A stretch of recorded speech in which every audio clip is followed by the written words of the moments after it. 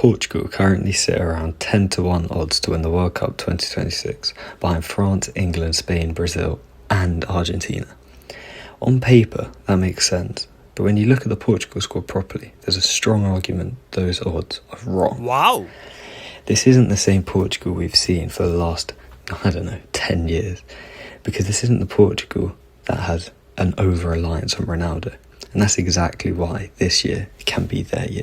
This year is different because for all of those years, they always had the star players, the big names, the moments of brilliance, but there was always that balance missing. Sometimes it was the midfield control, sometimes it was defensive stability, and of course the over-reliance on Cristiano Ronaldo. But this Portugal is different. This Portugal is a team. They've built a system, and that changes everything. If you look at the current squad, you'll find it hard to find a weakness. Defensively, they're so much more stable than people give them credit for. They've got the likes of Ruben Dias, Nuno Mendes, who are just unbelievable. You've got Ruben Dias bringing leadership from his time at City. You've got Nuno Mendes being one of the best left-backs in the world right now for Paris Saint-Germain. Diogo Costa is also one of the highest rated keepers in the world right now. He doesn't get overwhelmed by big occasions, and he's proven it in the Champions League. Going forward, the depth is insane.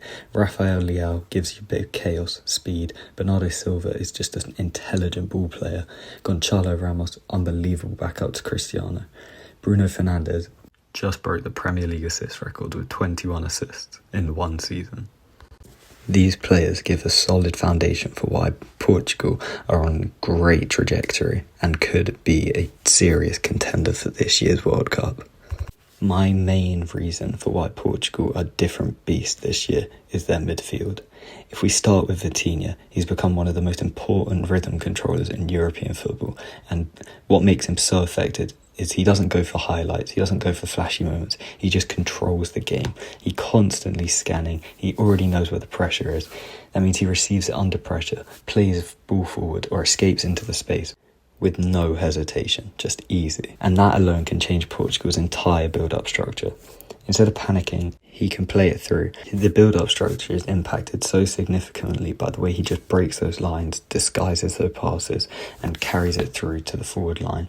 We saw it in the Champions League this season with some phenomenal goals from the edge of the box where he drove forwards, got into a dangerous area and just finished it off himself. He's not the only solid midfielder. Next to him they have João Neves, and this is where things get really interesting. João Neves isn't just a tactical play or isn't just a technical ploy. He's an energetic young midfielder. He's a connector. He can facilitate different moves and covers a massive area defensively. He's constantly pressing. He's constantly fighting to recover. He wins those duels. He wins his aerial battles. He's just brilliant. He doesn't slow down. He doesn't reset. He doesn't rest. He's just constantly looking for immediate action. He wants to get off the pitch. He wants to trigger a transition, while Vitinha brings that calmness and that under pressure technical ability. João Neves wins that ball back and lays it off to him.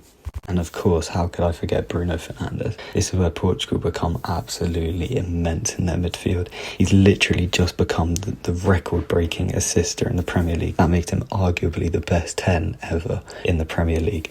He's able to create things out of nothing. He plays the forward passes, he takes the risks, and he finds those runners. This works perfectly with Rafa Leao because he's going to be running down that wing in transition super pacey, super aggressively, and Bruno can find those passes and always find that space. This allows Portugal to just be unpredictable. It allows them to be phenomenal in the transition, phenomenal in the counter-attack. And that counter-attack allows them to just progress forwards through the lines, get up the pitch quickly and cause a real chaos for the opposition defence. Now, we can't talk about Portugal without mentioning Ronaldo. By 2026, in very important games, he could be an absolutely lethal striker up top for them when the likes of Rafa Leao and Bruno Fernandes are finding passes through the lines and Vitinha's having, long shots, maybe a deflection if Ronaldo's sharp can finish those off. It's just he needs to play as a team player in a role that's going to be much more as a focal point of the attack, not the focal point of the team. And of course, there's the storyline of him potentially his fight to the team is going to be vital for them in this tournament, as they're going to have to channel that energy to carry them through these tough games where they're going to have hard opponents, low blocks, and they've got to really find a way to break them down. This is his last run. Can we see another emotional tale like that of Lionel Messi last time out? Of course, Portugal are never going to have it easy. France have one of the best teams in the world, and their squad depth is unbelievable. Their backup to Ryan Cherki is Desiree Doué. Their backup to Mbappe on the left wing is going to be Bradley Barcola, or, these players that are just unbelievable.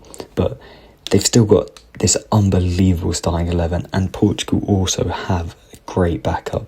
England squad also very strong, it's looking good, and they've obviously got Thomas Tuchel, but do they have enough to get them through? I don't know. And Argentina now have the new experience of winning it last time out. Spain's young generation with, Lamine Yamal and Ferran Torres playing really well this season. It's going to be a really tough one, and with Pedri on unbelievable form. Brazil always know what they're doing in these situations. That could cause a real problem for them. But every World Cup winner has these moments, has these tough games, has these tough outs. They've just got to see it through. And I think Portugal had it in a very long time, if ever, to win the actual World Cup. So, can this be the year that Portugal finally win it and Ronaldo finally leave his career as the all-time GOAT, having won everything? Ballon d'Ors, Champions League, World Cup, Euros. Could this be it?